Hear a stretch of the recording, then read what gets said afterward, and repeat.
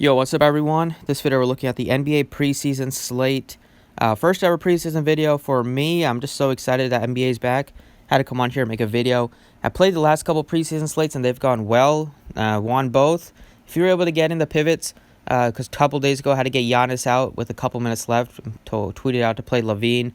And that lineup crushed it with a 246. And then yesterday, this one was like 30 minutes before lock. Somebody tweeted me that Luka Doncic was out, so tweeted out to get DeMar DeRozan in there, and then so it was still a good day. 202 cashed again, so I had to come on here and make a video, so it's been going well. I am providing preseason on the website, but preseason, if you play that, you gotta stay by your phone. You gotta check my Twitter for updates because you're not really getting any help from the sites. They're not letting you know when players are out, so you gotta constantly check yourself. So let's get into it. You can drop a like and subscribe down below. And you can check out the website if you want to get in. Links in description. We have a couple of teams that are playing back-to-backs today. They played yesterday. They played today. Preseason back-to-backs, traveling. I'm not messing with those teams at all. We have one game that I'm just going to stack up. And I know that's going to bring me some money, or I have a good feeling that's going to take me to the cash line, at least as long as the players play how much I think they're going to play. But we have the Mavericks on a back-to-back. The only reason you can play some Mavericks is because Luka and Kristaps both rested yesterday because of the back-to-back. So I think Luka is playable at 83. Kristaps, we don't know how many minutes he's going to play. I would be shocked if he plays more than like 10 to 15. And he's probably going to be a little rusty. I'm not going to have that much interest in Kristaps with some other forwards that are cheaper than him. This game is absolutely a fantasy gold mine. This game and the Chicago game. There's two games that are fantasy gold mines. Orlando at Atlanta. Both offenses, well, both teams aren't great. The Magic play pretty slow, but Atlanta's one of the fastest paced teams. It's a pace-up spot for Orlando. You got to love the Hawks on that side, and you got to love the Magic too. They played pretty tight rotation last game. I could see a similar rotation for the Magic in this one. The Heat are also on a back-to-back. Not messing with the Heat. They have just a bunch of players. I doubt they're gonna play. They're gonna have a lot of guys resting, and I don't wanna have one that's resting and I don't figure it out. So I'm not gonna have any interest in any Heat players. On the Hornets, I like a couple guys that just because somebody's gonna have to score on that team. There's not much that they have to offer. This game is a fantasy gold mine. This is my favorite game on the slate. They can probably stack it up, and you'll probably cash if you just ignore the other games on the slate too. The first game of the preseason, you don't see that very often, but Gentry put his players out there 20-plus minutes. Lonzo Ball, 22. Levine played 20-plus on the other side, 22 minutes for him. You're just playing you're getting some minutes from the starters, and second, third preseason games are when starters play a lot more, so unless we get word that they're not going to play a lot, I expect both sides to play a lot, and we're not going to see much defense in this game. What we are going to see defense in is this last game. We got Utah Jazz. The Jazz are one of the best defensive teams in the league with Conley, Gobert. They're just going to be scary to try to score against. But the Bucks at home, they did some people dirty with resting all those players, especially on FanDuel where you can't swap. But I think they're fine. I'm not going to have a ton of interest because I don't know. Mike Budenholzer's probably not going to put Bledsoe out there for a lot of minutes. He's not going to put... I don't think he's going to put Giannis out there for a ton of minutes. So, I don't know. I think Giannis is probably the best play on the Bucks side, but I don't think he's a must play. So, like I said, this one game is where I'm going to get most of my attraction from. So, starting off at point guard here, we got like Luka. I think he's fine at 83. Young is fine. But I am loving some Lonzo Ball again at 59. His shot looks a lot different. The Bulls are not going to be able to defend him. The Bulls are going to be very bad defensively. Lonzo Ball just does it all. He gets points, rebounds, assists. He's going to have the ball in his hands quite a bit.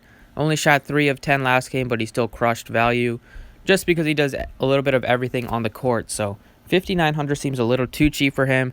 Should get more comfortable and play 25 minutes in a preseason game. That's a lot for a first one.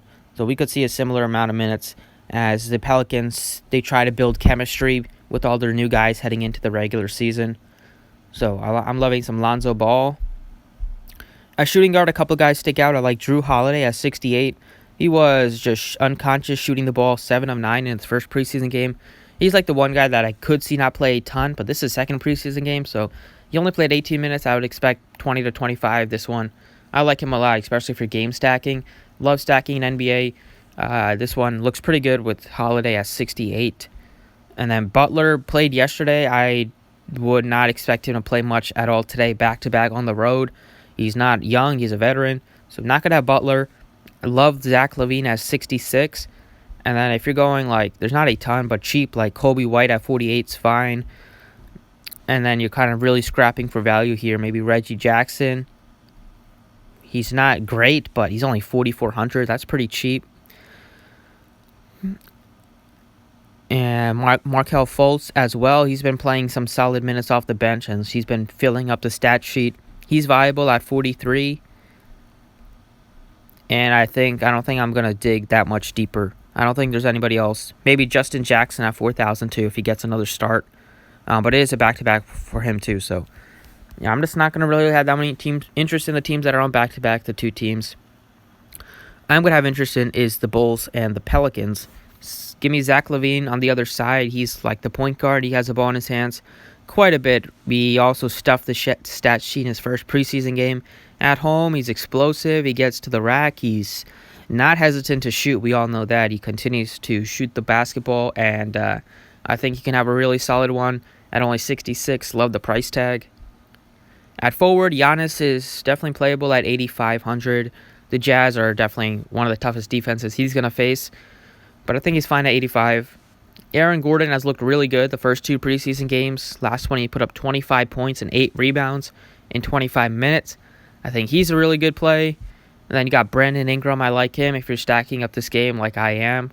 Love Brandon Ingram, 53. Jonathan Isaac, played him a couple days ago when he was 44. Now he's up to 52.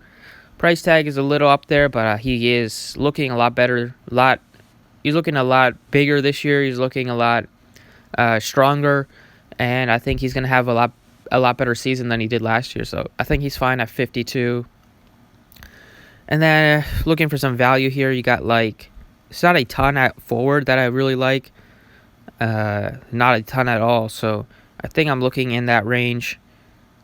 Maybe Aminu, but that's kind of just throwing some money away. Yeah, I don't think there's too much value at forward. Maybe Hardaway at 44. Maybe Thad Young. But I think just you got enough options right here with Gordon, Ingram, Isaac, maybe Bogdanovich. Give me Ingram. Like I said, I'm stacking this game up. No reason not to with the minutes that they played in the first preseason game and with the pace that both teams play at. Ingram ball combos should be fine. And at forward, you compare that with the Zion Williamson, 7,500. Stud in his first preseason game, just looked dominant.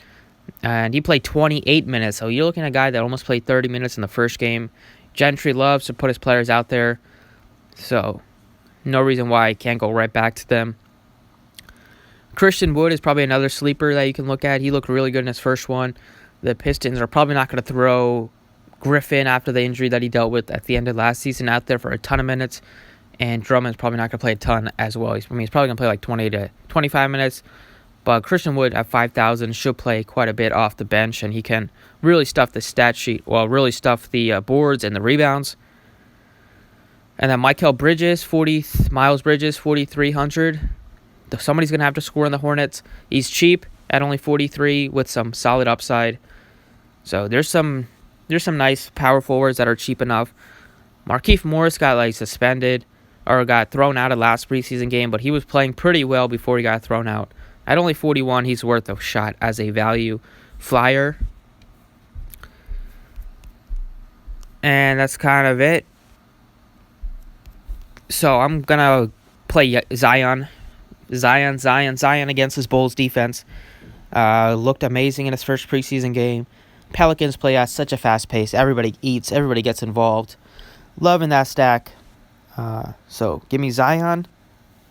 At center, you got Drummond at 76, he's fine. Vucevic is fine against the Hawks. Like I said, Kristaps, I don't think he's going to play that much. I think Collins and Markkanen are much better plays, cheaper than him. Maybe Bam Bam can have another good game, but like I said, back-to-back preseason games are not where I want to mess with. And then Christian Wood, I like him. He got Lopez, Mo Bamba at 5,000. He's looked pretty good, and he's taking some minutes away from Vucevic.